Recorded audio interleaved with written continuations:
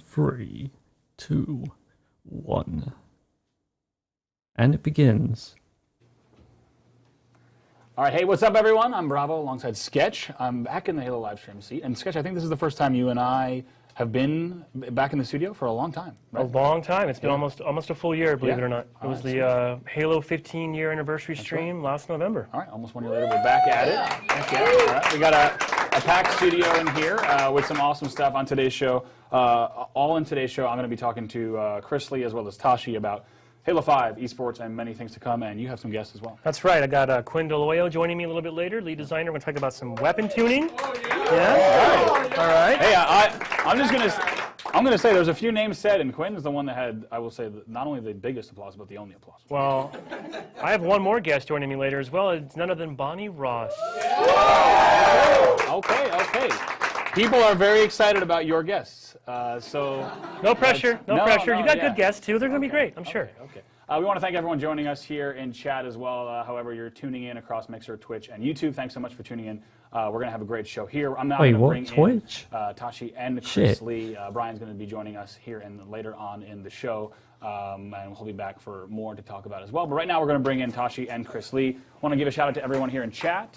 Yep, bring them on in. I want to give a shout out to everyone in chat. Go ahead and leave us your questions on Mixer Chat. We've got Mixer Chat running for all of our guests on today's show with the questions you might have.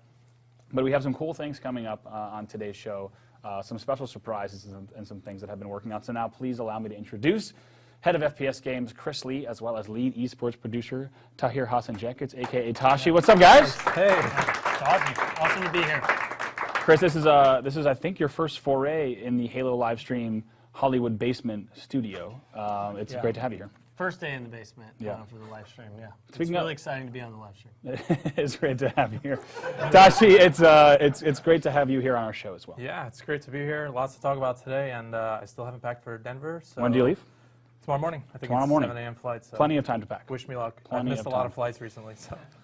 Yeah, actually true. Tashi has some epic tales of when you fly as much as Tashi and you have back-to-back flights maybe with 1 to 2 days in between them in multiple cities, it has an amazing cascading effect of missed flights where you will miss flights for several days because you never sleep, and you'll eventually. I think I talked to you like one time where it was three missed flights in like 4 days. I think so. Like that, yeah, it was amazing. I'm learning. Heck yeah! Give it up for Tashi. All right.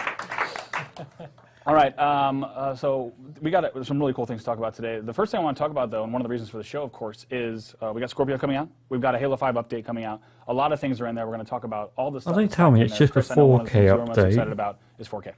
Yeah, I'm really excited to kind of release the 4K update for Halo 5 Guardians to celebrate the launch of Xbox One X. We've been working with our partners up north from Canada, Skybox Labs, who have done work with us on Halo 5 and working on some stuff in the future as well. But yeah, really excited. The build's looking great, and just want to see what fans think when we get it in their hands. Yeah, I think people are going to be really excited. I also do realize, though, there's some people, as we said, this is your first time on the show, that may not be familiar with the artist that is Chris Lee.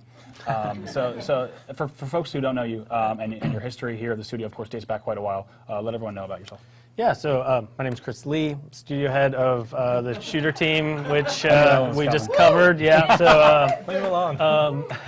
I've been here since the beginning of 343. Actually, I got the chance to work with Bungie on Halo 3 ODST and Halo Reach, and then moved over to the internal team to head up production on Halo 4 and Halo 5 before becoming studio head. Mixers, you can ignore really me. passionate about being a part of the Halo franchise and the community. Both as a fan and a creator. Oh, no. I'm really excited also about connecting the community with the development team and making some really My special internet stuff, pretty good and in the future. Heck yeah. Mixer. Some of that stuff today. Do you need? I want to dive right into this next Halo 5 update, which I don't think we've fully announced yet. Of course, is coming next month. Really excited about everything that's in there. In addition to 4K, one of the things that we're all really excited about is Halo 5 local server. Yeah, Halo 5 local server is something the team was really excited about. We had a bunch of our team members going and supporting the HCS Live events with Tashi and the eSports team, and that kind of passionate energy just kind of infected the team. We've talked about how we want to support local play and land for future titles. They're going to be like system but we also want to see if we can pull that back in Halo 5. Halo 5 is really architected with server-based dedicated servers and those things. So we, our engineers did some magic. Great job from our online experience team. Brought in Halo 5 local server. It's going to provide the same gameplay experience that our pros get at a tournament. You do need an internet connection to auth on Xbox Live. You can use either a silver or gold account. And then you play locally. We also upload the stats so that fans will be able to access those through the Halo 5 public APIs, so people will be able to check out all that stuff and build some experiences around that as well. Yeah, certainly. There's a lot of details here. I'm sure a lot of questions. By the way, keep posting your questions here in Mixer Chat. We'll try to get to Why do you need all a of them because Xbox something like Live Halo 5 account? local server, although it's quite simple, it does have a lot of intricacies. Why do you need which the we'll internet jump for a into local now. server? So essentially launching Halo 5 local server, it's pretty darn simple. And what's cool is that the team made it as simple as possible. So right now you can see on your screen, this is actually a local server app running on Windows 10. As long as it's running on the same network as your You need Xboxes to access are, you see right a there, there's only server, one thing to not- do. You name your server. You see this one here. You Here's can't Master have, Chief it's not 01. system link, it's like a server. The second you launch link. Halo 5 local server, your server's running. You need to do nothing after, and it'll simply be running. If we go to the next screen as well, Yeah, but you'll that see isn't exactly how LAN, you is you select need this, internet, on right? your server browser. You'll see right there all the active servers, all the PCs that are running a Halo 5 local server right on your network. You select Master Chief 01 right there, and go ahead and launch that. And then actually, you'd be connected to that server, and instead of using your host server as Xbox Live, you're now on that local server, and it's that simple. That's it. Yep. Lowest latency. Yeah. It's the lowest latency experience you can have playing Halo 5. Yeah. I think one of the really Well, cool things better than what we got. is that there's not only is this great for I think big tournaments, which is really important for. It's also great for a lot of other uses. But Tashi, tell us specifically why this is big for the esports program. Yeah, this is going to totally change the way HCS events are run. So today, if you go to an HCS event, you have the open bracket played on Xbox Live, servers are in the cloud, and on the championship bracket, they're all played on dev kits that we fly in and set up, and so the servers are set up on laptops there. With the local server app now, all tournament play will be on local server, all the gameplay will be the lowest latency possible, all gameplay will be run locally, and yeah, I mean, it totally changes the way HCS events are run. Everything's going to be super smooth. You can expect less downtime between matches and such so. Yeah, this is big for, I think, it's huge obviously for tournament play, both big and small. Like grassroots tournament organizers in the past, right, would have needed, to be able to run something like this, would have needed a shipment of dev kits and people to be able to run games properly over a LAN. Yeah, exactly. So this is really different. Yeah, and so all the way from like running events in your basement, you just want to get a few friends over and play, you can totally do that. All the way up to, you know, grassroots tournaments running big 32, 64 team LANs. Like they can totally do that without need for us to bring in dev kits. So they can run it all on their own, all silver accounts on Xbox Live. So yeah, it's super easy to set up. And one of the best parts, the team was looking to make sure it's accessible. So you don't need like a big, you know, modern gaming rig to run it. Any like mid-tier CPU will do. Integrated graphics will also do. Yeah, specs will come down the line, but yeah, the goal was to absolutely make it accessible. Yeah, and speaking of, one of the things that's really cool is also stats being in the public API. Because right now, the way that we run tournaments, right, stats are not public. Whether it's a tournament, big or small, I know there's a lot of manual work on your side to get those stats out. Yeah. So this is completely different. Yeah, so traditionally, we would have to pull the stats from our developer environment. And it's all manually done, and we just can't provide the same level of stats that are offered in the public API. So now with this, they're all partitioned in their own section in the public API, so those are totally free and accessible to anyone. And you get all of the stats that are available through normal public API. So match history, all the events that happened in the match, like it's all there. So now your Halo Data Hive, your Halo Tracker, they can all track tournament stats on their own. Yeah, it's also, of course, like pro boot camping and flying to each other's house. This is the first time also that, I want to interrupt myself, though, because we have a question from Ryan Noob, which I think he'll like to hear. Oh, perfect. Ryan Noob says, does this mean that open brackets will be played on LAN instead of online? That is correct. So all of the events, all the stations will be run on the local server app. So gameplay is all done over LAN. One of the cool things also, it's super rock solid. So the only things that will really interrupt the game, like while you're playing in gameplay, is if the power goes out, which of course can happen, and then if the server is like the Ethernet cable is just unplugged from the rest of the So an actual drop in internet, Yeah. whether it's a basement LAN or if you're actually on a big stage, right, for the Halo World Championship, which we'll talk about later, to not have an internet kick players out of a match, that match is going to complete is pretty awesome. Yeah, and you might lose stats if you lose internet just because it needs internet to upload the stats, but it won't interrupt the game, and if Xbox Live goes down, it won't interrupt the game either. Right. The last thing I was going to say don't before we want saw to that upload the question stats, is and you just it's great to want see to pros being able to boot camp as well, right? This is the play local you'll see now server across without all these practice uploading scenarios, anything. Microsoft stores, etc. That you're going to actually be able to play on the exact tournament scenario, low latency that they have on the main stages.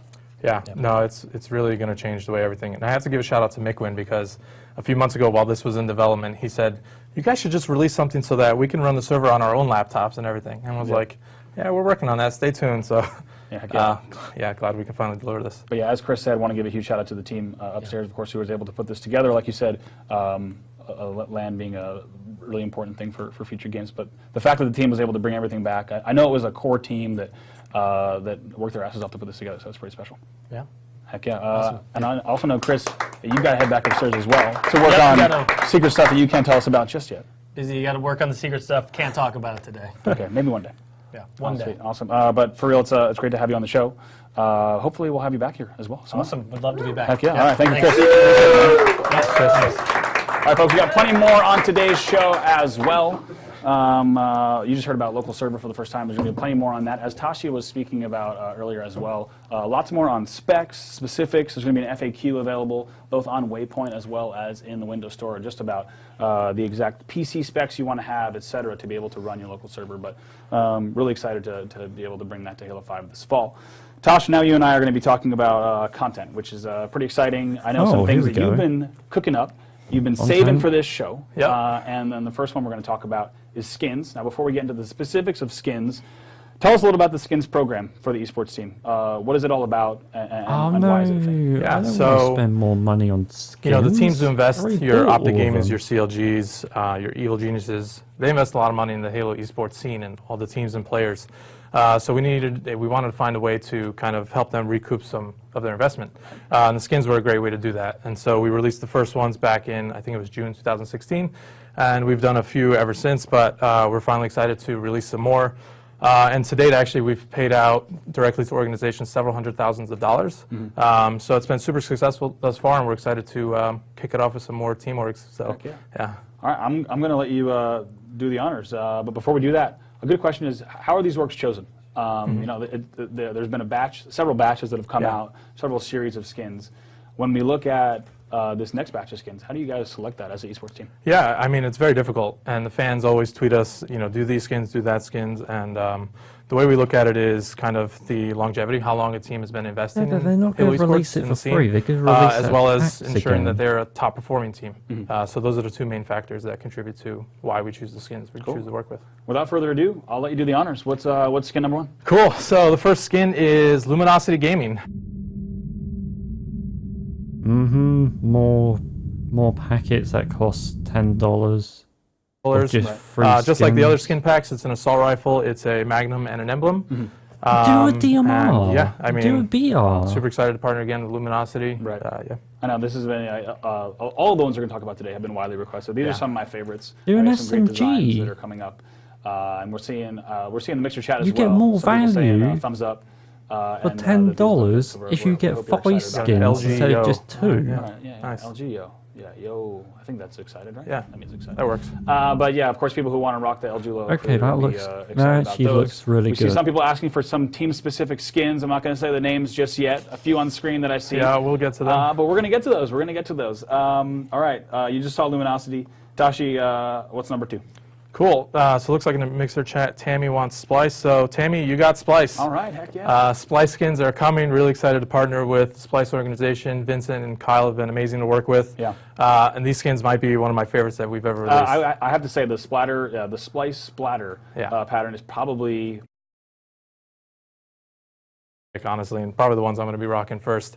And just like all the other skins, you get an AR, you get a Magnum, and you get an emblem. And of course, the split of the proceeds goes directly to the organization. Right. So, yeah, I mean, these look sick. They do. They do one thing that's also money. cool, I mean, you talked a little bit about it with Luminosity. It's fine, but why is it $10 partnership between these or orgs, right? £8? Why is it so much? I have seen how much back and forth there is between the team orgs, right? When the skin comes in, there's a creative concept review, both on the 343 side and the team side. Can you tell us a bit about that? Yeah, I mean, it's a true partnership, and it takes a few months to build these skins. So, like you said, it's coming up.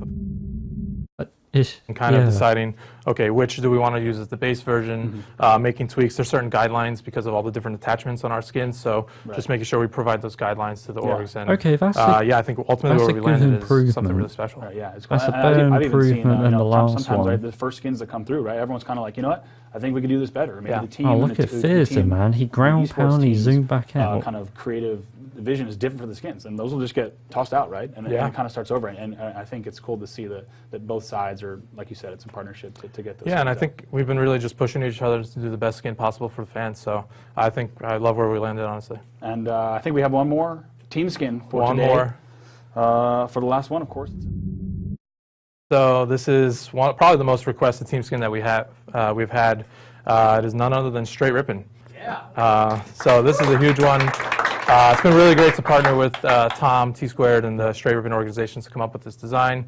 I think it's really obviously, but it's super true to their brand. You see the tears on the guns. It's just super badass, and the nice big shield and stuff. So. Yeah, I mean, the Straight logo is an iconic one. Anyone who's been following Halo a long time is going to really love it. And I think, like you said, it has the clean lines and those deep, rich colors that I think Straight fans will like. Yeah, the blue, that's a good point about the colors. The blue really pops. Yeah. The Straight logo has a certain look to it, and I think people will love it. You and I were joking yesterday. I don't know if I'll be able to rock the Straight skin, only because having worn a Final Boss and Triggers Down jersey how long as I have, there's something. Oh, shut up, Green Skull. Of course, we don't want this. It costs money. But what about you? Of this batch, what is your favorite looking but it's just so pointless. I have to say, I might go the Splice AR. Okay. Full set here. The Splice AR, followed by I'm torn between the Straight Rippin' Magnum or the Luminosity Magnum. The Luminosity Magnum is super intricate. When you see the screenshots up close, they actually modeled it after their SCUF controller. So there's lots of little intricate triangles and designs in different colors. Yeah, they look sick. Did a really good job with those. Sweet. So hopefully you guys are excited about those skins to come. But that's not it for content here in this update right now. We're going to start talking about what else is on the way. But before we do, Tachi, I want to know when can people expect these skins to hit the game? Sure. So the Luminosity skins will come out first. You can get those November 7th to coincide with the release of the upcoming update. The Straight Rippin' skins will come out 2 weeks later on November 21st. Cool. 2 weeks after that, Splice skins on December 5th. All right, sweet. So all those coming within the next few months, not even. Yeah, right around the corner. Heck yeah. And of course, as a reminder, I'm not sure if we said it, but of course it should be said, split of the proceeds goes to the teams. Absolutely. So every time you purchase, that's a kickback that goes straight to the teamwork. Yeah. All right, sweet. Next up, going to be talking about game updates, as continued game updates beyond content. And the first thing we got to talk about is Oddball. One of the big requests, of course, you're able to play with different versions of Assault in Halo 5. You could play, of course, variations of Oddball, but the team rallied around this update to bring fully supported Oddball as well as Oddball FFA. Alright, that's good. At least you've done that. The most important piece of that, if you ask me, is the skull. The skull's back. Yeah, Ooh. and I think it looks better than ever. It's got a sick, metal plate on it. And when I think fans get their hands on it, actually, I think we're going to see it on screen right now. It looks like a Halo 3 Oddball.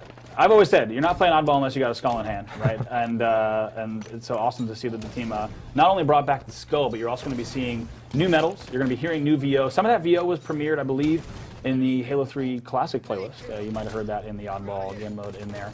But all up, Oddball and Oddball FFA return as fully supported modes here. And like we said, of course, the skull asset looks badass. It looks awesome in your hand. I think we have another still shot of how it looks just kind of sitting at rest as well.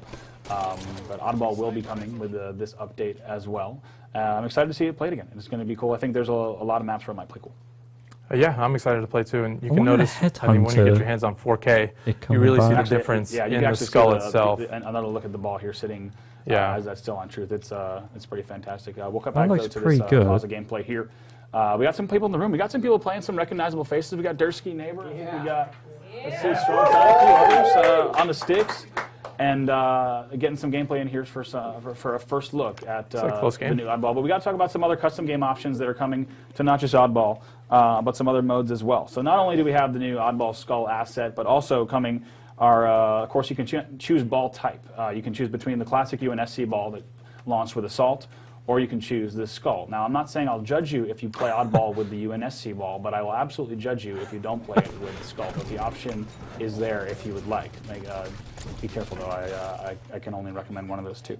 Also, like we said, new medals, new VO, but beyond that, there's some changes for Assault, custom options, and default options, as well as CTF. Now, the first, Tosh, a very important one that you and I have been looking forward to discussing greatly, and that's the default settings for the bomb carrier in Assault have been reduced from 2 thrusts to 1 thrust, because some said 2 thrusts was too much. Yeah, there's a joke in there about how many thrusts, but I think my mom is watching, so I might pass on that one. Because you told me you told me earlier before the show that you were kind of one thrust, one and done kind of guy. Nope, he's making it up, Mom. Don't even. Okay, I thought I heard something like that, but no.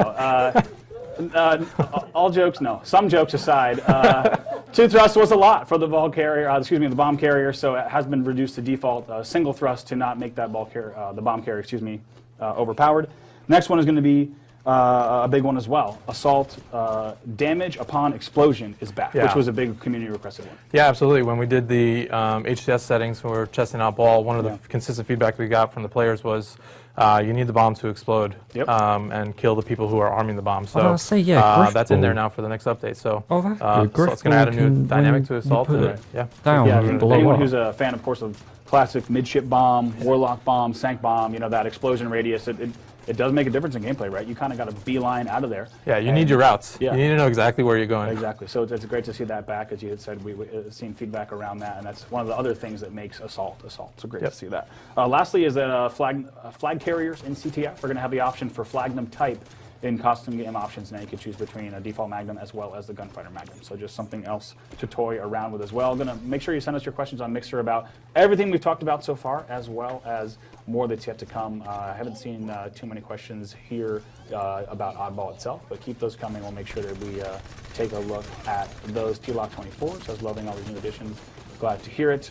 And also, Crespo 2006 says, great, the Griffball ball will explode now. That's another big piece we didn't talk about, right? The explosion is huge for Griffball as well. It changes the game quite a bit. Wow. Yeah, totally. No, Griffball, Assault, all these modes are going to be have a different dynamic. Heck yeah. All right. So I believe that is going to do it for Oddball. Of course, that and everything you've heard, Halo 5 local server and more is coming. And I want to thank all of our guests in the studio for putting some gameplay on. I'm not sure we should ask, who's winning this game? First, who's winning this game? I asked who's winning the game, and Neighbor put his hand up. So Neighbor is winning this 4v4, which is actually usually the case with our studio playtest here. But once again, want to give a thanks to everyone for showing off Oddball as well. I should mention as well, Oddball FFA, a fully supported mode as well with all of the same goodness, VO, medals, new skull asset that you saw earlier on today. A big shout out to the team upstairs for putting that all together for this update, which will be dropping next month. Tashi, next up, one of the reasons that we have you on the show, and probably the main reason I have you on the show, because I think or the only reason I could have done a lot of this other stuff with somebody else, but it's good to have you on for this part. Oh, I can stay. You can stay. Okay. I want to talk about the Halo World Championship 2018. I know that's the reason that a lot of people have been tuning in today.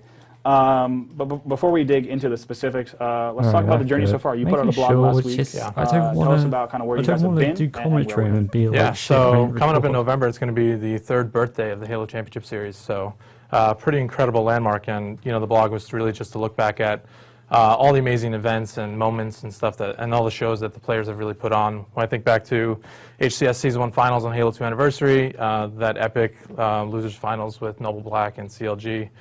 Just really like unforgettable moments. The first Halo World Championship, X Games, all that stuff. And so kind of the things we want to look at, and I touched about in the blog are, what do we want the HCS to kind of reflect and be, and it's really a journey. And it started this year in 2017, and kind of how we, communicate with the community and how we look at the HCS and what we really focus on. So you saw things like the competitive settings totally getting overhauled and changing formats in Europe for the fall season. So like I said, it's a journey. It started in 2017, and you're going to see it continue throughout 2018. Some of our values, like ensuring that we're running at the highest quality bar. So you'll see that Halo World Championship 2018 and also beyond. Right, heck yeah. So I think before we get into all the specifics that people want to hear about, I do believe we have a trailer here for the 2018 World Championships. Let's go ahead and roll tape. All right, here we go. Bit of trailer. This is the ultimate test of player versus player. Lightning fast reflexes. The blood between these two teams is not good. I've seen nothing but intensity. The movement of this game and the speed at which these guys are able to do so much damage. Talk about the underdog, the fairy tale story, the dark horse, call it what you want.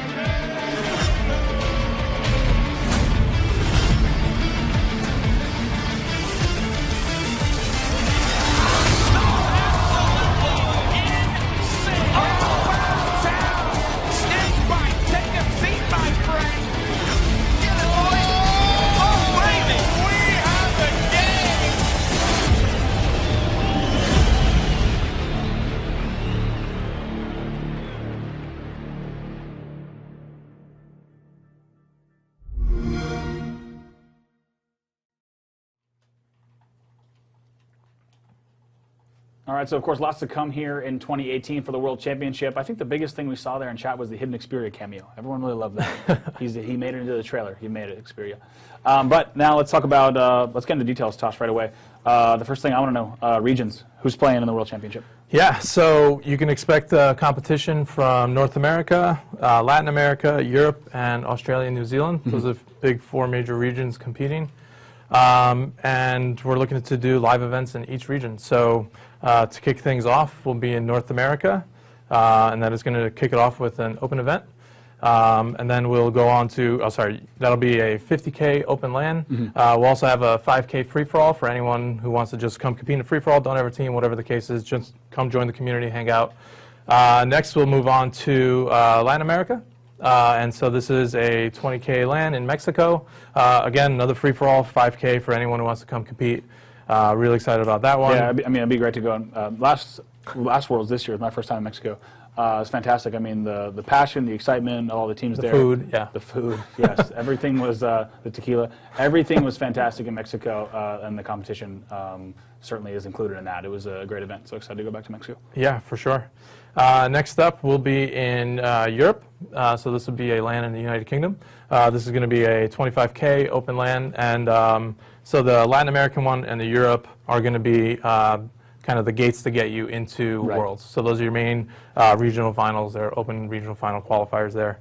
That's going to be a 25K in Europe, and it's going to be another 5K FFA, so really excited about that one. And then the next one. So got a lot of feedback last year. Last year in Australia, we only had online qualifiers. Yep. And I was personally really gutted about this one. Yeah, no, I mean, you were, I remember talking to you about not being able to do an open LAN, or even a LAN in Australia and New Zealand. Was big to be able to have an open LAN. I know it means a lot for you and the team. Yeah, no, it's huge, and it's going to be my first time in Australia. I talk a lot with the OHL guys, Ads and Benno and stuff, so it's going to be great to go into their hometown, have an open LAN, host them there. Those guys have been kicking ass, keeping that scene alive. So I'm excited for everyone to come out there. That's going to be a 20K open LAN. Yep. That's the main qualifier to get you to Worlds. There'll also be a 5K FFA there. So I really can't wait. Heck yeah. So we're talking open LANs in every region. I think people will be excited about it. But one more I forgot. Yes. So after that, to kind of conclude the qualification, we will go back to North America, United States, to do a regional final there. And all of this is just on a road to Halo World Championship, which $1 million prize pool for there. Right. So, yeah, it's going to be massive. Heck yeah. And the question is, I mean, if you think about going into each world, you saw how dominant CLG was going into World's 16. Thank you. How dominant Optic was going into World 17. Same players. It's exactly. It's but that's exactly my point. It's a different story for that crew heading into this Worlds, right? You can't even say who's going to win Denver, let alone who might be the top team going to Worlds. Absolutely. I mean, the last event that Optic won was 2017 Halo World Championship Finals. So they couldn't get it done in Daytona. Envy took it there. Splice took it in Atlanta. Denver's just in a few days, so that's really up in the air. We don't know who's going to win, and I don't think it's going to be telling necessarily of who's going to win the next Halo World Championship, because not only do you have these top teams being more competitive, but like we've always seen, new players come up, new blood, and kind of shake up the scene like Frosty did in 2016. Guys like Renegade and Shotzi doing it in 2017. So it's totally up in the air. All right, indeed. But that's not it for regions. We also have some cool regional news that will be a first for, I think, Halo All Up, which will be exciting. Let's talk about country skins. Yeah, so we've got country skins for the events that you can see right there. You've got the United States one. These will be coming out with the when the events are going on, so they'll only be available for a limited amount of time, so you don't want to wait to jump on these, but these are really amazing. You've got an assault rifle and a magnum with each pack. Again? So here's the United States one. We'll also hit Canada, so that's a big one in North America. Those are the two there. Latin America will be represented with Mexico skins, so those look awesome there. La bandera. And then I'm assuming that means flag. The flag. Cool. And then, of course, United Kingdom flag right there. The flag skin, that's an assault rifle and a magnum again.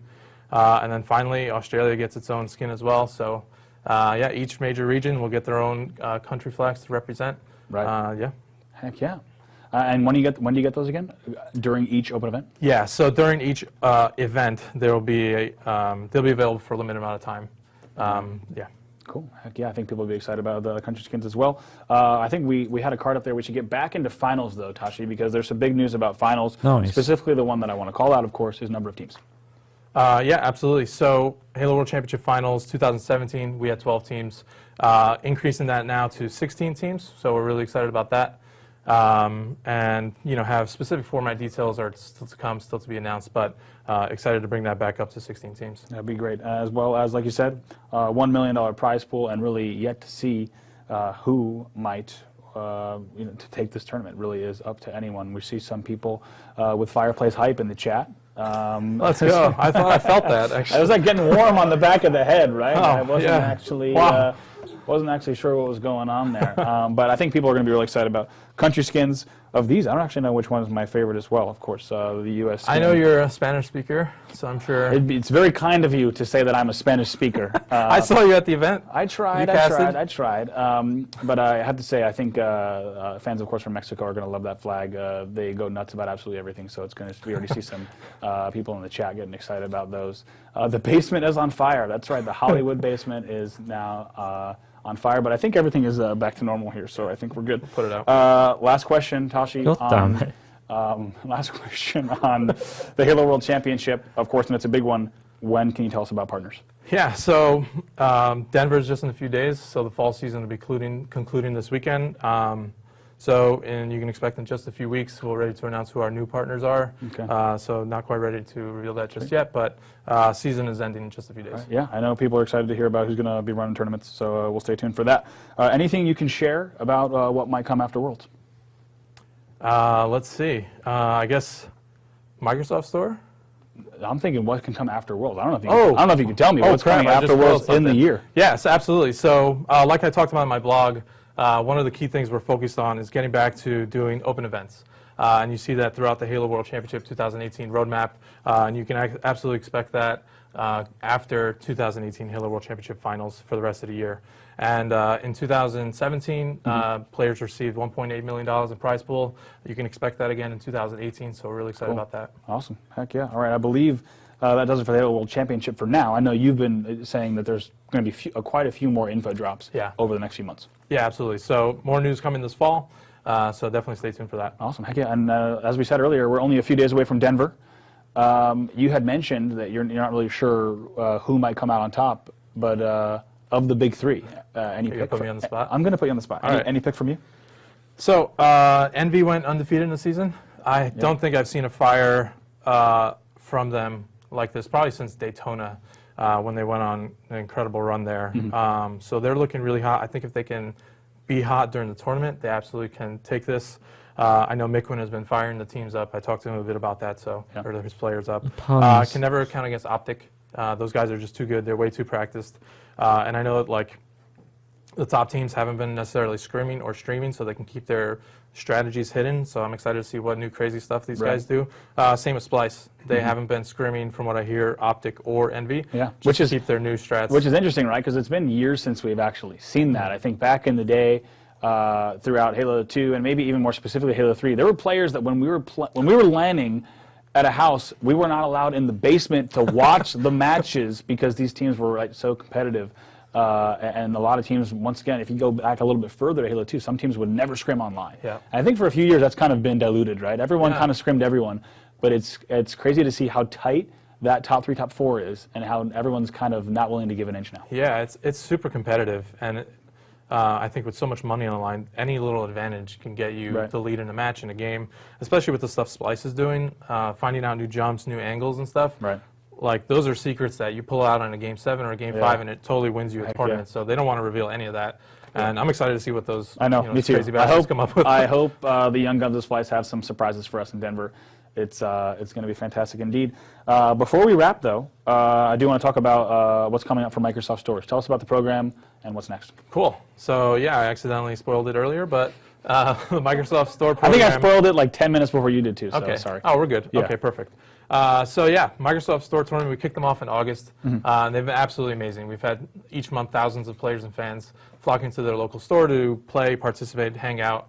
And the reception has been incredible. I'm sure everyone who's been following along on Twitter with the Microsoft Store Halo hashtag has seen kind of just everyone's Sunday light up, not just for football, but for it's Halo. awesome to see, right? Like, you just see like the tweets popping up when HS retweeting them, like this player won in Bellevue, this player won in Century City, right? It's kind of cool to see an actual physical representation of hometown heroes and where they are on the map. And it kind of gives players all around the U.S., as well as select locations in Australia and Puerto Rico, opportunities to be like, I am actually the best player in this region, right? And I think it's not just, it used to be kind of like urban legends, right? Like, oh, this player, during the Halo 2 days, this player is the best, they're kind of up and coming, and then they go to a regional event and they prove it. But now this kind of offers monthly opportunities for you to continue to say, actually... There's no Microsoft Store in the UK. Yeah, absolutely. There is one. The stuff that the GT Halo guys are doing in Toronto, they're challenging other cities. And so everyone's getting to the local Microsoft Store. I think are they undefeated in the challenges? Someone was telling me, but I think they were from Toronto. They are from Toronto. Yeah, they lost to Chicago, I think, recently. Yeah, I knew it. Yeah, Divian and the team was pretty disappointed about that. I'm sure Martin Ohms, who's leading the charge there, was pretty disappointed about it. They're still really good. Yeah, it's cool, though, to think about as these teams are emerging from each city, how they can kind of put themselves on the map. Yeah, absolutely. So going forward, we went to the Microsoft Store team and said, all right, community is out there supporting. We've got to escalate and do bigger and badder stuff. So we're going to cue a video soon, but you're going to see going from 53 stores to now all 83. So every single Microsoft Store round will be running monthly Halo 5 tournaments beginning in November. The first one will be attached to the Xbox One X launch party, so you can go play in a 2v2 there and just enjoy the festivities. Each store will be running their own events, so I'm sure it'll be all unique and awesome. So now if you've been saying, I wish my Microsoft Store was running it, it's officially running it. Yeah. Sweet. Yeah, so that's awesome. And big shout out to all the Microsoft Store gaming experts who have been really busting their ass to make sure these tournaments are as good as possible. And they just keep getting better every month, too. And they do have a really cool vibe. I was able to be at the Bellevue one about 2 weeks ago. And it's awesome to see. I think you have teams that are, it's roommates going against one another. And I think we had a good batch of teams there. But it's a very different vibe. If you haven't been to a local Halo tournament in years, or heaven forbid ever, make sure to get over there. It's an awesome opportunity, just a way to meet people, of course, with free-for-alls, 2v2s, and 4v4s. Great ways to build teams, just meet people who play the game. It's a really good time. Yeah, absolutely. So they'll kick off again in November, and then the December one will actually be the first time that the Microsoft Store switch over to the local server app. Sweet. So now we'll be playing on the lowest latency possible. So amazing tournament experience. Yeah, this is the first chance for everyone around the nation, as well as select parts of Puerto Rico and Australia, to be able to play on LAN, exactly what you're playing. At HCS events. Yeah, so it's going to be totally smooth setting those up. So those will continue into 2018 and through March 2018. So really excited there. I think we're going to show in the video. We've got another little surprise for Microsoft Store participants, but I won't spoil it now. We'll save it for the video. Cool. I think the video is coming up in just a bit. I do believe that video is also, the Microsoft Store section, and that video will be the end for you and I. So, Tasha, I want to thank you so much for coming on the show with me today. It was a pleasure. Thanks for having me. I think everyone is quite excited about what's to come. I know Worlds, as well as tournament operators and much more, is on the way just yet. So with that, that'll do it for me. Guys, Sketch is going to be back in just a bit with plenty more in today's show. But for Tashi and I, we'll see you later.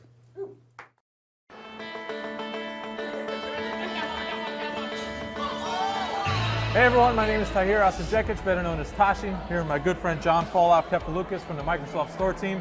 John, how's it going? It's going good. We're here live at the Bellevue Square Mall in Bellevue, Washington for the Halo 5 4v4 tournament.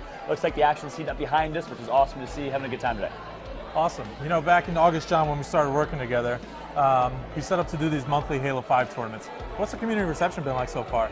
Yeah, I mean, it's been awesome. It's really become like a Halo holiday once a month. People are tweeting out using the hashtag Microsoft Store Halo. Hashtag, you've been retweeting that on your account. HCS has been doing the same.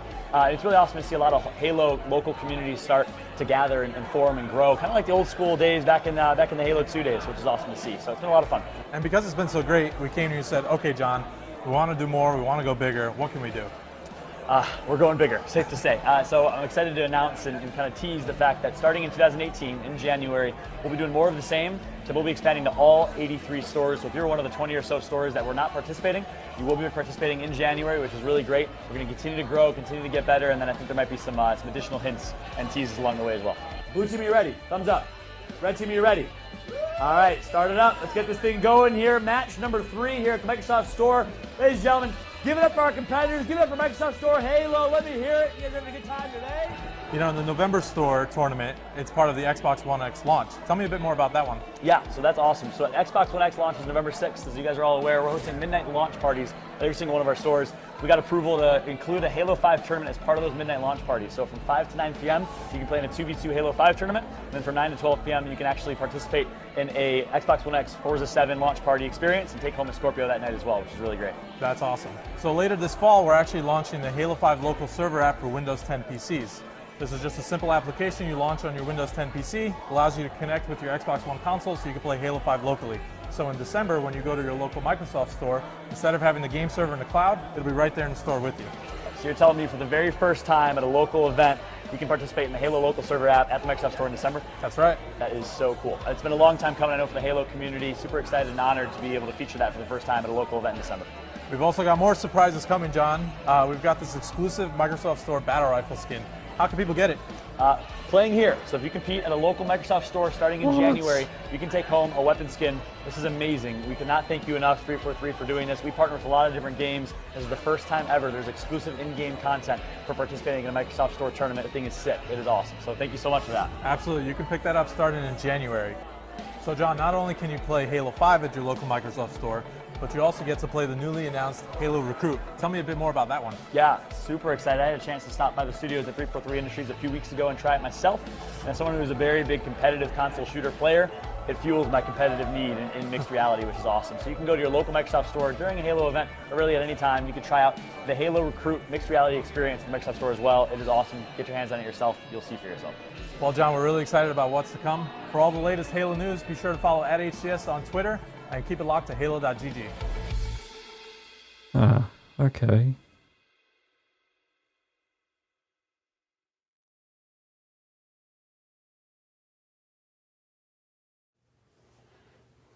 All right, we are back. Welcome. Obviously, I'm not Bravo. I'm Sketch. Shout out to Andy and Tashi. They have moved on to greener pastures for today. But I'd like to welcome a new guest on the scene. This is lead designer Quinn Deloyo. Quinn, welcome. What's up? How's it going, man? Good, dude. This is it's definitely our first time on the stream. I don't think you're necessarily a stranger to streams, but this is kind of our first I stream a lot. On-stream bonding moment, so it's good to be here. Thanks for joining me. Yeah, of course. Anytime. So we're going to just start off by kind of, we have basically, I think Tashi and Bravo took all like the kind of high-profile things that are coming out in Halo 5. So I thought you and I would just kind of go through all the bug fixes and just kind of go through. Oh, good. I got maybe 200 or so bug fixes. I think we're just going to go through those. Keep I'm okay it real with that. Snappy. I'm good. No, but obviously, people love it too. Beyond the skins and all the great stuff we've heard today, local server, 4K, Oddball, we have some other stuff happening with Halo 5 in this update under the hood. We do have bug fixes. We're not going to go through that today, but of course on Waypoint we'll have all those patch notes a little bit down the road. But I will give a shout out for Warzone players. A lot of those kind of annoying issues that so many of you have reported to us, I'm happy to report are being addressed. So no more sneaking under a base to contest, no more shooting through a closed core to win. So all that stuff's kind of getting tightened up. So that's exciting news, right? Yeah, can we just talk about the cool stuff already? All right, so let's get to what Quinn's cut to the here, chase, and let's talk about weapons, right? Yeah, weapon let's do it. tuning, right? Oh, So no. just want to kind of back it up for a minute. Weapon tuning is something that we rolled out last month. It's been feels like we've been doing this for years. It's just been a lot of work. You guys have been working your butts off all across the studio to make changes and adjustments to tweak about 12 items or so in the Halo 5 sandbox. So I think just to start things off, for those that maybe haven't read our blogs, why are we doing this? Like 2 years into the game, why now? Yeah, I mean, we've been mentioning it in the blogs, but I mean, it's really two goals. One is we want to revitalize the weapon sandbox that has been in Halo 5. You know, it's been there coming up on 2 years, the end of this month. It's done a serviceable job, but you know, we need to get back in there and revitalize it, get some more. Take those flowers that were nice and bright, water them, get that bonsai tree, get the little snippy snip on the, you know, make sure that's all good, nice and green. And so things were kind of withering a little bit. So we want to revitalize the sandbox. The second goal is we want to, you know, basically make it so that there's less role redundancy. So the assault rifle acts in its role. The Magnum in its role, the battle rifle, all these different guns are in their role and they have their place. So it's a way we're trying to get closer to in the future, and this is a step towards that. Awesome. You know, I remember we first had this conversation way back when this process started. I love the garden kind of analogy and metaphor and language. I have to say, when you first mentioned that, I kind of pictured you as Robin Williams in Jumanji when we first kind of discover him, just overgrown with weeds and beards. But I like where you're going with this Miyagi kind of bonsai tree. Jumanji reference. Yeah, this so audience, yeah. That's perfect. why we're doing it. And I'd just like to acknowledge we've had this conversation a lot. I mean, at any point, especially I think for Halo fans, I mean, change can just be hard, right? This is something that you don't see a lot of, at least in the Halo franchise. A lot of other games continually roll updates and change things all the time. But, you know, normally Halo games are on the cadence where we ship something, it is what it is. A couple years later, a whole new game comes out. The weapons are a little bit different. You just move forward from that. So this is a brand new process for 343 in that regard. Yeah, I mean, times have changed. And, you know, we've got a big investment in the Halo Championship Series, Halo eSports. Players push things to the upper limits of gameplay. And that's gets us to where we are today, where we have to tweak things. We have to adjust them. And sitting back and resting on our laurels isn't something that we're going to do. Excellent. So for those probably watching, I assume many people might know this, but if you don't, we did roll out an update basically a month ago that introduced these retuned weapons. And for a little while, they existed in a special playlist that we opened up to the public. We asked people to come in, play through, and we didn't really tell them kind of what was going on. And there was a lot of, I think, people were kind of upset about that, but that was on purpose, right? Yeah, I mean, we have a lot of teams here, and we've got a data team, and we've got our design team, and we've got our user research team, and all of us, you know, we all combine. You know, for me, we're trying to, what are we trying to do to the weapons? Let's fix the weapons. Let's tweak the weapons.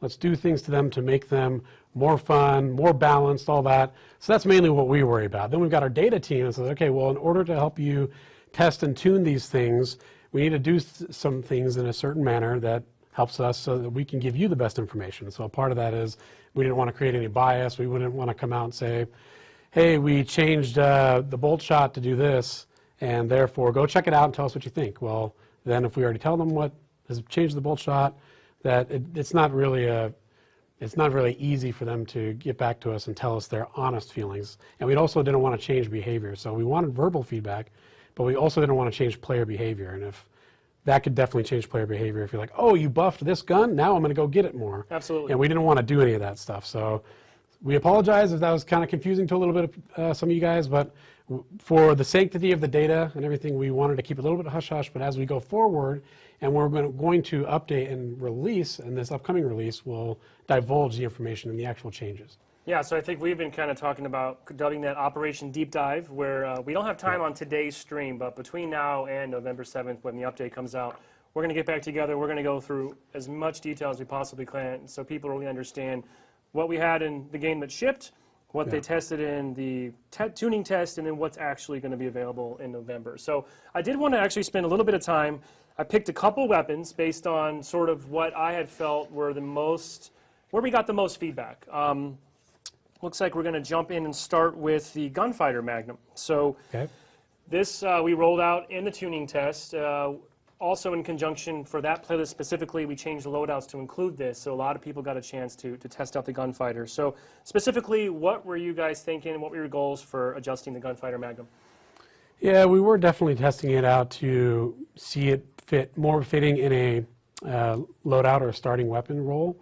But what we wanted to do with that is really push it to the brink of being that close quarters, true sidearm, that finishing gun, also that gun that if you get caught out in the battlefield off guard and someone has another close quarters weapon like an SMG, that you could really pull that gun on them and actually be in that fight and battle them out. And so we felt that gameplay was actually pretty fun and interesting, whereas classically in Halo 5, that weapon that you would use to deal with people at close range was the assault rifle, and it's a fully automatic weapon. It just feels different. So we wanted to go more in that realm of the assault rifle's role, but in a different package.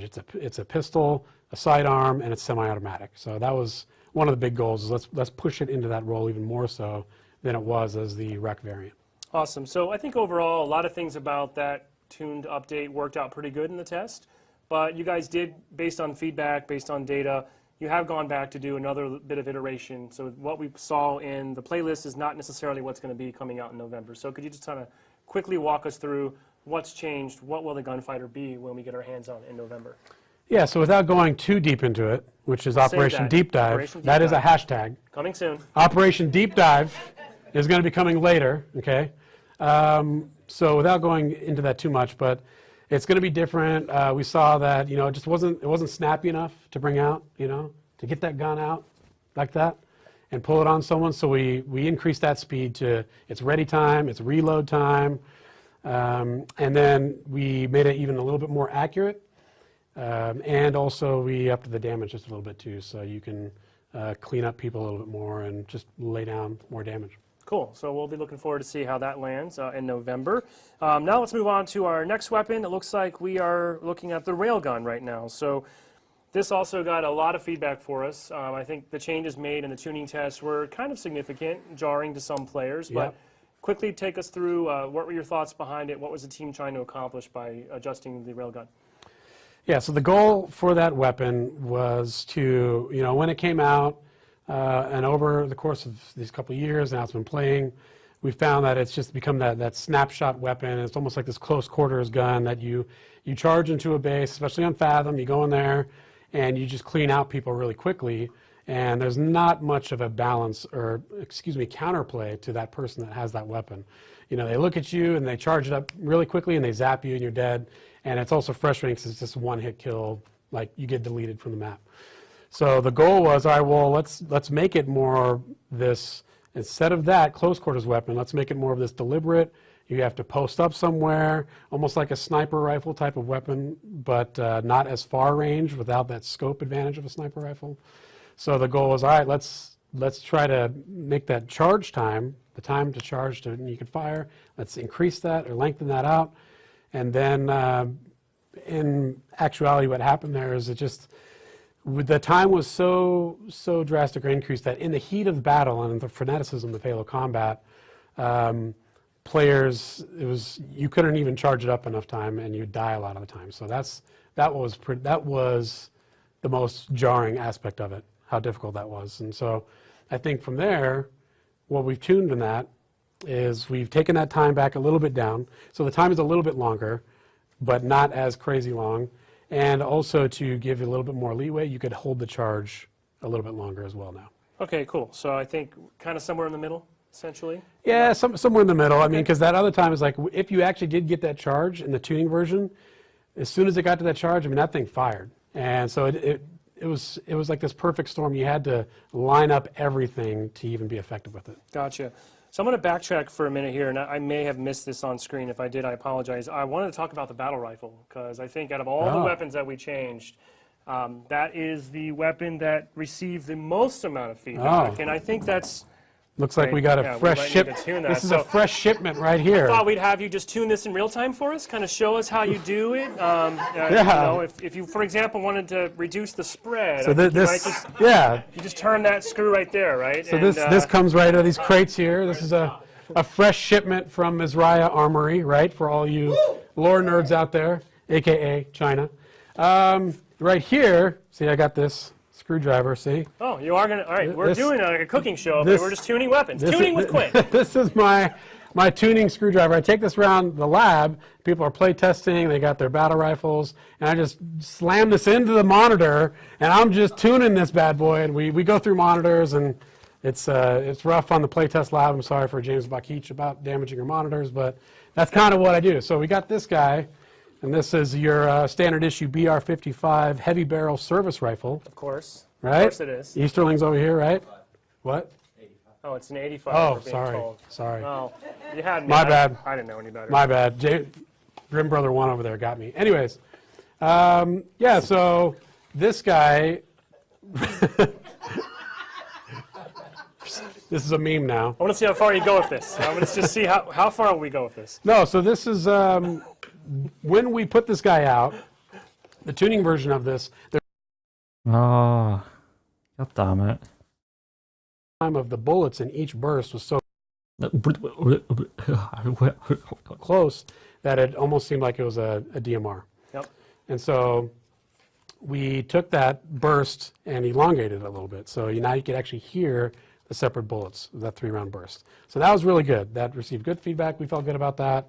The rate of fire was slowed down a little bit to match that rhythm and that cadence.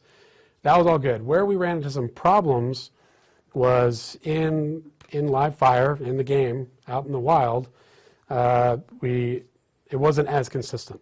So the Halo 5 stock BR is very consistent. I mean, it's very lethal. That's the whole reason we wanted to tune that thing, because it was very powerful at long ranges. You could laser people from far away.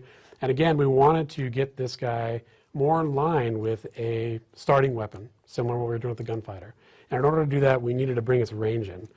So we took it into the shop, you know, this barrel right here, the rifling in there was a little too rough, so we had to, you know, tighten this guy up a little bit, make the rifling a little bit more smooth. So the tuning version that we're going to come out with in this update is going to have the accuracy, it's more accurate.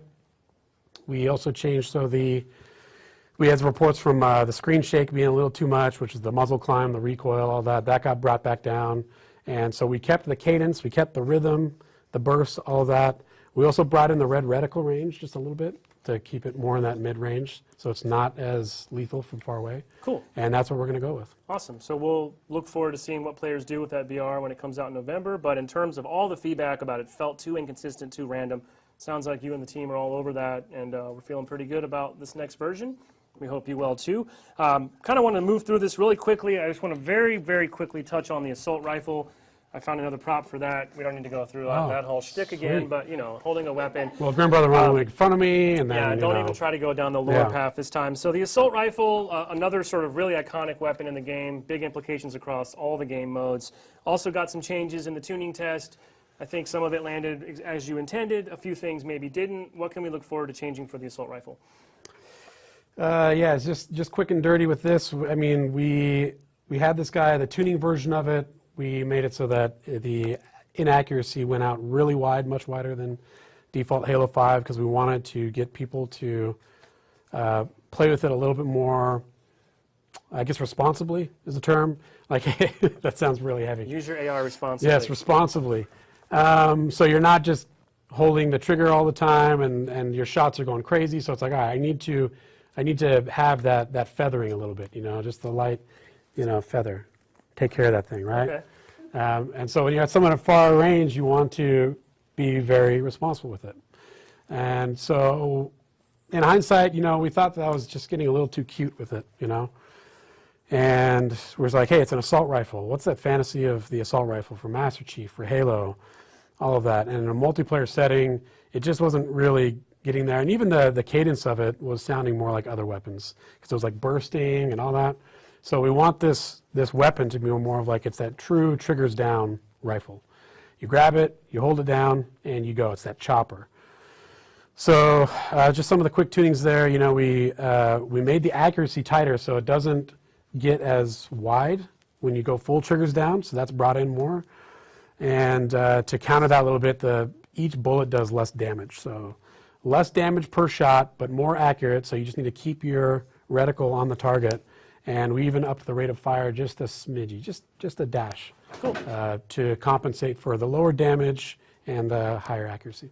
All right, so again, we'll be looking forward to seeing what all of our players think when they get their hands on the updated assault rifle in November. The last two things I just want to very quickly mention, because these were not part of our tuning test because of the way the game is set up and the way our playlists are built. Wait, we didn't have the option to change grenades, for example, but it's always something that you and the team have intended and planned on adjusting, and when this update releases, grenades will be adjusted.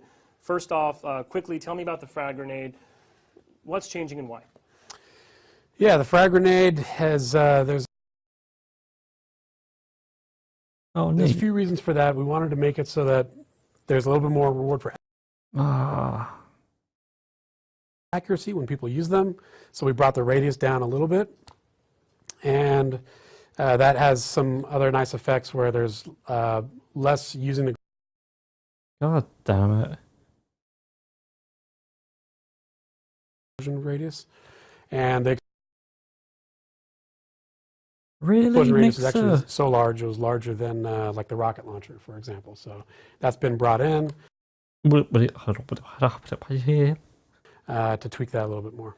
Awesome. I think we'll see some good feedback there. I think it's something that I've seen a lot of players asking for. Please get the grenades under control a little bit.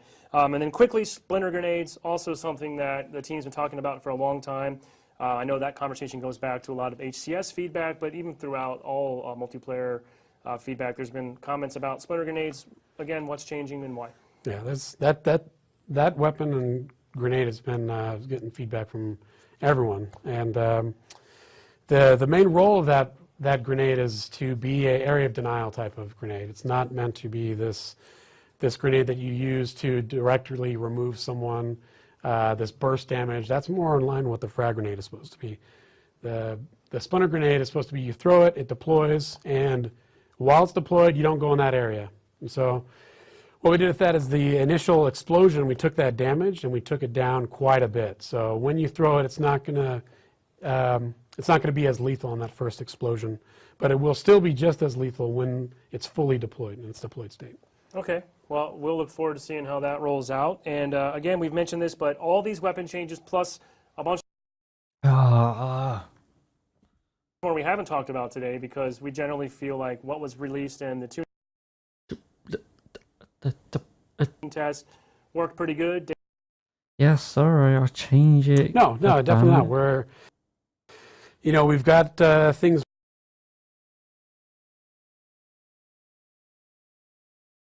planned in the can of like, hey, how are we? It's on 4E. God damn it, Mixer. Damn.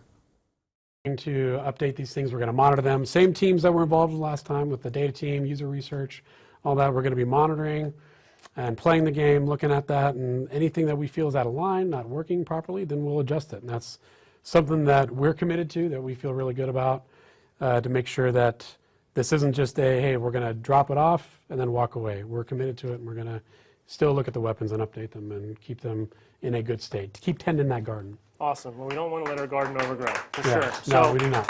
I'd just like to say a big thanks to everyone who did participate in our weapon tuning playtest. We got so much feedback. I went through every single post in the Waypoint forums. I know Quinn was tired of hearing about it from me, but your feedback was heard loud and clear. It was passed on to the team, and I hope what you see in November is something that reflects that feedback that you gave us.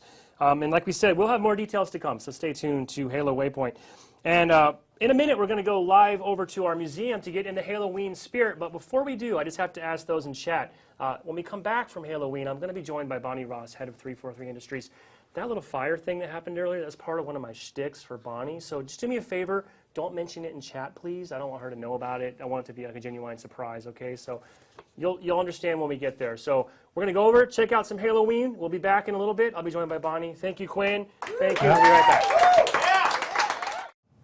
Hey, thanks, guys. We are down here in the Hallowed Halo Museum, and I'm here with my good buddy and colleague, James Modesmith from Consumer Products team. How you doing, man? Hey, Jeff. How you doing, man? I am doing quite well. Fantastic. Hanging out with you down here. And you yes. know what? We have zero shame. Yeah, that's actually the whole reason we named the franchise Halo. Just for that one. Just for this one. So now, real recently, we actually, if you caught it on HaloWaypoint.com, we actually put out a bit of a costume guide to help you if you're going to the store and you're wanting to take your Halloween festivities to the next level from a Halo perspective. But we figured rather than just doing it on Waypoint in written form, we kind of wanted to show some stuff offline in person. Sound good to you? Yeah, it's great. Let's do it. All right, so let's see what we got here. So really what we do is we want to make sure that we have items for everybody, from the little Spartan to the big Spartans, and even for people with any kind of budgets. Like sometimes you're on the way to a party and you need. have something really quick and you don't want to spend $500 on a costume, That what is are you my going to life. do? Yes. Well, we have that solution. First and foremost, I have our UNSC sunglasses, Master Chief theme. I You love put them these on things. and instantly you are Master Chief. Ah, where did Grim go? I don't know. Master Chief is here with me. Jeff 117. That's really what it It is. is really I rock Jeff these at 117. DreamHack Atlanta like the whole time. And they everybody's were- like, why didn't I Jeff know, show they're up? like, I to thought he was DreamHack coming to Atlanta? the event. Yeah. But if we wanted to step it up, I mean, Oh yeah. So the next I like stuff this right we here. got here is a nice Master Chief hoodie. So we get this at the Halo Waypoint store. You just pop this hood on and boom, 100% feels like accurate. real armor. Yeah. You just wear that, pair that with the sunglasses, and you're in a good place. Love it, love it. But if you don't want to do like the hood type thing, you want something a little more like legit helmet kind of looking for yourself, you know. Sure. Well, we do actually have some more advanced costumes. Before Okay. I get to that, though, I want to talk about accessories. Because accessories are important for every costume. You can really sell it. So what do we have here? Of course, we have our Boomco line. We have the brand new blue MA5 available on Amazon.com. You pair this with anything you're going, even if you're just wearing t-shirt and shorts. Yep. People are going to think you're a Spartan. Guaranteed. It's really all about the Boomco. Which I'm excited for, is our themed Blaze of Glory shotgun from Boomco. This You know what? This is so cool. I just feel so much cooler with this thing. It makes you play better, too. It's true. It will improve your performance in the game. But all right, let's step this up a notch. Let's go to like what is the next level of costuming. So let's push this aside. Okay. And let me grab my little card right here. All right. So first and foremost, let's bring up Scott. Scott is here in his lovely Buck ensemble. Oh, wow. What we got here is a beautiful full helmet, a muscle costume, and energy sword. He is ready for a night on the go with this beautiful ensemble outfit. I was actually in a band named Buck Ensemble. Yeah, what'd you play? Nothing. All right. Well, thanks, Scott. You're in the way. You look awesome. Okay, what do we have next? Oh, that's right. We have Joe. Joe's here as the Master Chief. Oh, here he is. Look at this. Full-size helmet and sporting dual-wielding needlers. Look at those needlers go. That's awesome. Now, James, one thing. Okay, actually, two things. Sure. There's nothing even on your card. Sure. Yes. And second, these needlers. They're cool. They're but totally also cool. A little, yeah, but they're also a little smaller, a little smaller scale, almost like a needle pistol. Here for Halloween, we like to cater to all audiences, and especially for our little Spartan fans. We designed these for them to take out and take it trick-or-treating with them, or take it to school and have some fun with the friends and family. The actual 6-year-olds. Yes, the actual 6-year-olds. Early and not initiation. Yeah, 36-year-old Spartans. Yes. Totally different. All right, well, thanks, Chief. Awesome. This looks fantastic. Very good.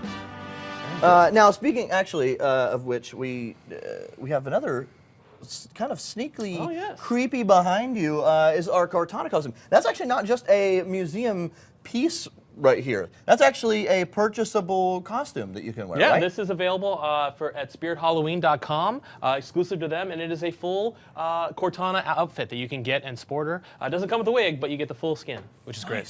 Yeah. Very cool. Now, speaking of full outfits, we have another really we have another thing we want to show off. I mean, then there's the people who want to go to legendary, the ones who compete at the highest level. Mythic even, perhaps. Mythic. Oh, that's a good point. Mythic. So let's go ahead and show that one off. Let's do it. Let's wheel it in. Oh. Look at this guy. Oh my goodness. It is This literally right here increased the weight of our rolly table. is the Disguise Prestige Master Chief costume. Comes with a deluxe helmet, lights up, full armor. I mean, you wear this around the party and people are going to notice you. Yes, you might actually have to save someone from the Covenant wearing this. That's true. You are required to save the required. universe It's like- and mankind in this outfit. You know, but you know what? seems fair. Everybody gets to. I love it. That's very cool. Now, what's what I think I would love about the helmet is like the sequel, the inevitable sequel to the Halo 3 cat helmet. Yeah. Like Except this will fit a human. Yeah. So we call it the Halo 3 human helmet. Yes, that's true. Actually, we should. Now, speaking of which, I think we have one more thing, don't we? We should talk about one more thing. Okay. This is kind of like a little last-minute addition. last minute. It's just because we love you guys. Toss me here. Oh. We took out an eye. We almost lost an eye on camera. Well, but wouldn't be the first. excited to talk about, we are going to announce the theme for the next crate. Yes. The theme is Theme me. Halo 3 The Great Wow. Journey. Oh, So we're Halo really 3. excited to bring a full-blown Halo 3 crate. We'll be Love coming it. out in December. I can say this right now, the figure is probably our best yet. It is unbelievable. Is it inside there? It is inside, so let's show it to everybody. Let's do it. I'm just kidding. Just kidding, guys. We still maintain our embargo. Yes. But really excited about this. And you can start ordering right away. I love it. Yeah. Very cool. The Halo Legendary Crits are, I think, one of my absolute favorite things that we've done in the past while. But it's really hard to narrow down because your team does so many amazing things. Thank you. And thank you so much for coming out. And thank you for guys for not only hanging out with us right now, but for also interacting with us. You get a lot of interaction on social. Sure. Not only are we either obviously at Halo, but the collector and toy specific consumer product stuff is at Halo Gear. Yep. We always get a lot of interaction there. Sure. And in all honesty, your feedback and thoughts and suggestions are what help make these products better and better all the time. So thank you so much. Thank you for hanging out. And thank you guys for joining us. We are going to toss it back to the studio for more awesome stuff right now. Okay, welcome back to our live stream studio. I am happy to be joined today by Bonnie Ross, head of 343 Industries. Thanks, Brian. It's great to be here. Well, great to have you here on our live stream. And how about that Halloween stuff? I love the helmet that has the lights, the Master Chief. I think it's the prestige got costume. lights. That Why is didn't an they amazing say costume. that? Well, I've yet to receive one of those, so if Halo Gear is listening, I'm just saying. So we have a lot to talk about today, so I'm very happy to have you here. For me, today is kind of a big fan celebration moment. But I want to make sure you're comfortable. I want to think about this as a fireside chat. I don't want to worry about the lights, ignore the audience, ignore the viewers. We're just chatting, just a fireside chat, right? So very nice. Very casual. We're just going to kind of keep it real, right? So it does feel real. Why don't we start off by just talking about sort of our fan community and something that I think just in my time here is something that I've seen 343 really kind of take a renewed focus in how we listen and engage with our fans. Yeah, I hope, we always are listening to everything, the good, the bad, the ugly, but I don't think we always do a good job of communicating back on what we're hearing or not hearing. And what you're hopefully seeing this last year is us trying to have more of a dialogue with fans versus talking at, and really trying to understand what's going on. Like Heavy Aims would be a good example of this, that I hope the fans feel we've kind of done a better job engaging and really figuring out what's going on so that we can create the best experiences. Yeah, absolutely. I mean, everything we've talked about today, as far as I'm concerned, is just a huge list of fan service items. It's things that we know our players have been asking for, and it's amazing to see the team committing and going in to do the work to now bring these experiences to our player base. Yeah. So, I don't think we can really have a fan conversation discussion and ignore MCC. So let's just jump right in to the thing that many people probably thought we would surely ignore and avoid on this topic, but we're talking about it. Yeah, I think the one thing that's been really great about having you, a trusted member back on the front with the community, is fans have been really open about maybe what we haven't been. I think that we think about MCC a lot. They're we think about what we should it? be doing or not doing, but we're not really communicating to the audience or to our community, and I think you've done a great job at highlighting that. And so, now is the time to talk about MCC. Well, I've been here almost a year. Next week will be my 1 year anniversary. I walked in kind of bright-eyed, excited to be back in the Halo scene, and I heard from a lot of folks that they just wanted to know what was going on with the Master Chief Collection, and I naively thought, hey, how can it be? I'm going to walk around, I'll get some answers, and be right back to you. So, coming up on a year, it's been tough because there just hasn't been any information to share.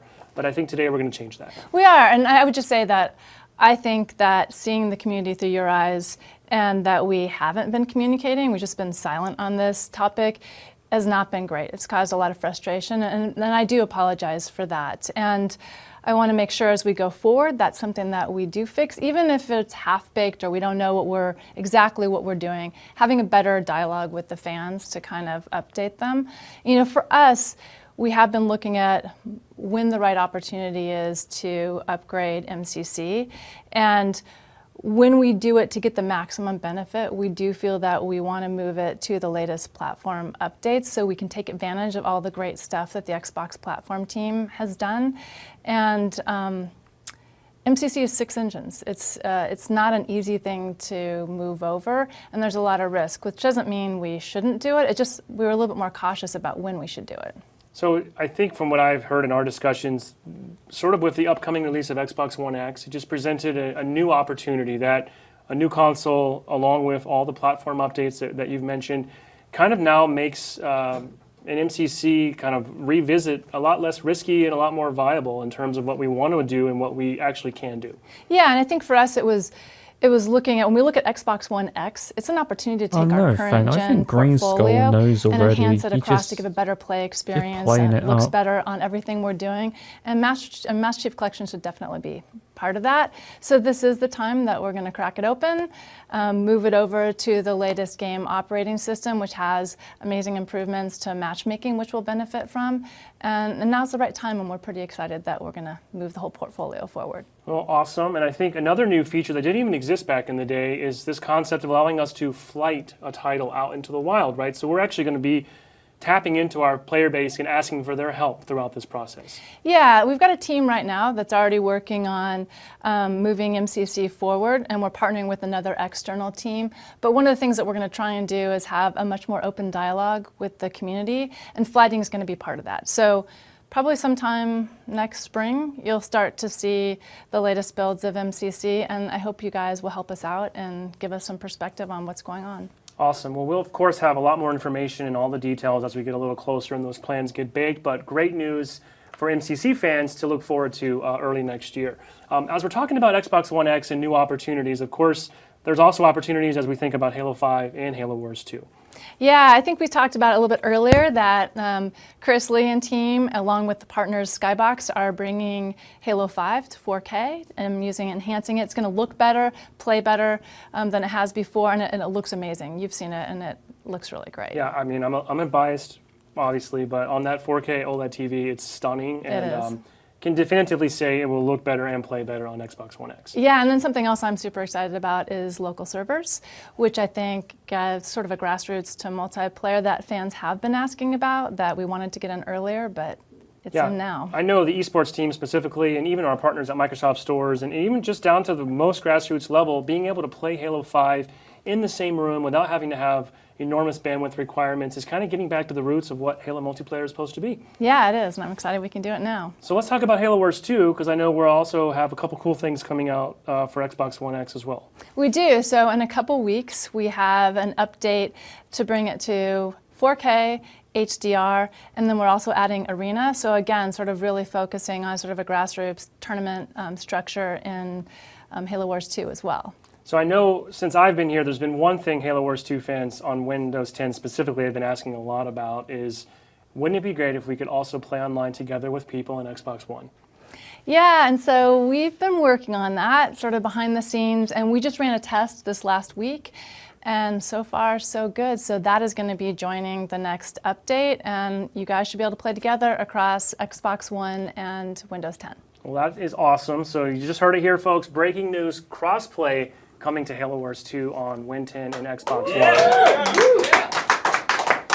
So we've done a lot of stuff we talked about throughout this whole stream of how we're taking our current portfolio of experiences and making them even better for fans. But of course, a lot of the studio is focusing on the future, looking ahead at brand new experiences, one of which I think just launched today. Yes. Halo Recruit is in stores today, so you can go play it in any of the Microsoft stores, and you can also download it on the Microsoft's Marketplace. Yeah, so for those who maybe missed our initial announce a few weeks ago, what would you like our fans to kind of know about Halo Recruit? What is it?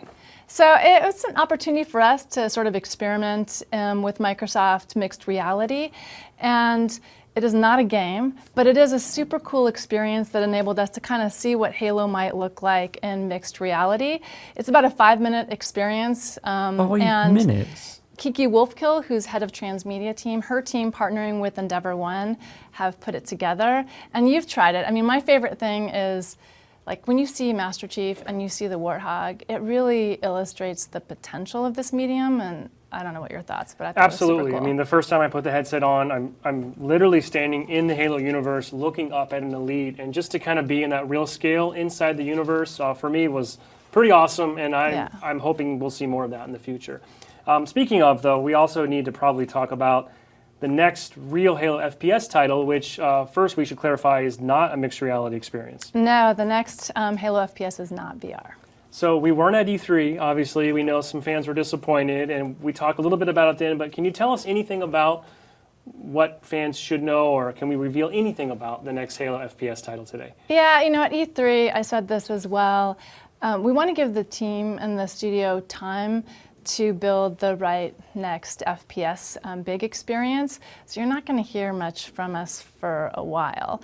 I think the only thing that we'll confirm as we do listen to fans, there will be split screen. All right.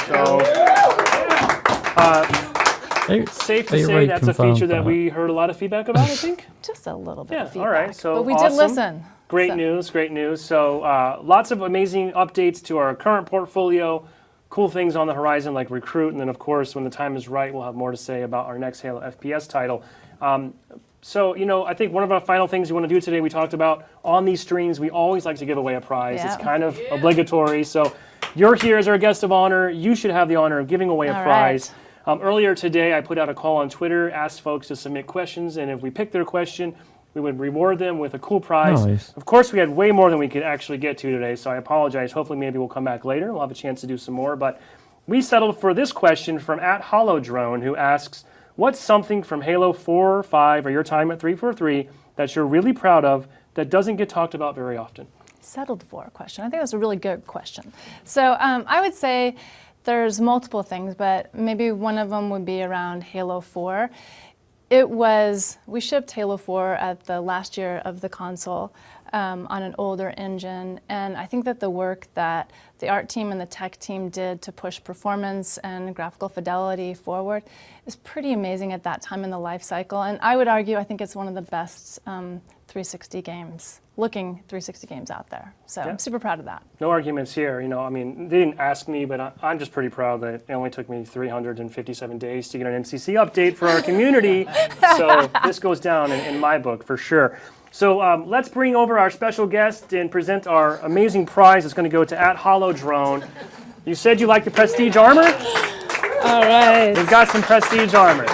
Thanks, Chief. So there's your Prestige armor, and we're going to get that shipped out to HoloDrone, who I believe is actually based overseas, so that's going to be a fun logistical challenge. So, Bonnie, before we go, any parting words or final thoughts you'd like to share with our folks? Yeah, he's big.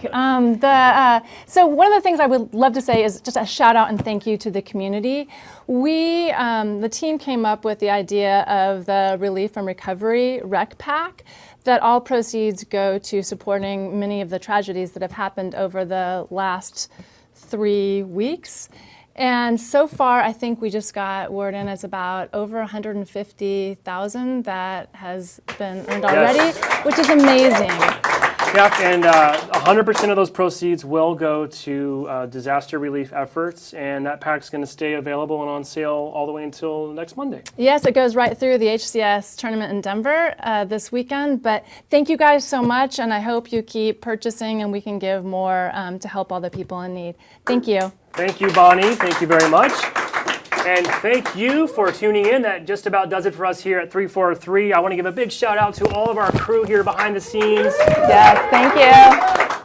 A lot of work's gone into making this stream today. I also want to give a shout out to all the folks that can't be in front of the camera. We have people all upstairs working very hard to bring these exciting updates to Halo 5 and to Halo Wars 2, which will be coming out in just a couple weeks, as we've said. Stay tuned to HaloWaypoint.com. We'll have more information on that. And don't forget to join us in just 3 days for the exciting conclusion to our Halo Championship Series Fall Finals. $200,000 on the line in Denver. The top teams will be competing. Please join us on mixer.com/Halo and twitch.tv/Halo.